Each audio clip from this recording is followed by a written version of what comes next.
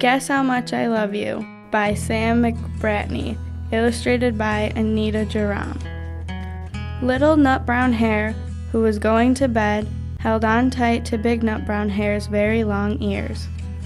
He wanted to be sure that Big Nut Brown Hare was listening. "Guess how much I love you," he said. "Oh, I don't think I could guess that," said Big Nut Brown Hare. "This much," said Little Nut Brown Hare, stretching out his arms as wide as they could go. Big Nut Brown Hare had even longer arms. "But I love you this much," he said.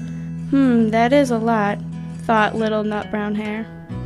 "I love you as high as I can reach," said Little Nut Brown Hare. "I love you as high as I can reach," said Big Nut Brown Hare. "That is very high," thought Little Nut Brown Hare. "I wish I had arms like that." Then Little Nut Brown Hare had a good idea. He tumbled upside down and reached up the tree trunk with his feet. "I love you all the way up to my toes," he said. "And I love you all the way up to your toes," said Big Nut Brown Hare, swinging him up over his head. "I love you as high as I can hop," laughed the Little Nut Brown Hare, bouncing up and down. "But I love you as high as I can hop," smiled Big Nut Brown Hare, and he hopped so high that his ears touched the branches above. "That's good hopping," thought Little Nut Brown Hare. "I wish I could hop like that." "I love you all the way down to the lane as far as the river," cried Little Nut Brown Hare. "I love you across the river and over the hills," said Big Nut Brown Hare.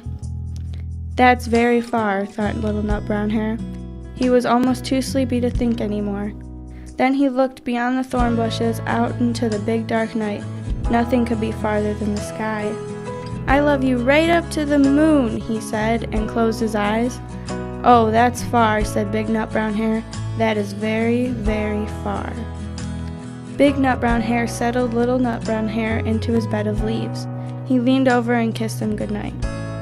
Then he laid down close by and whispered with a smile, "I love you right up to the moon and back."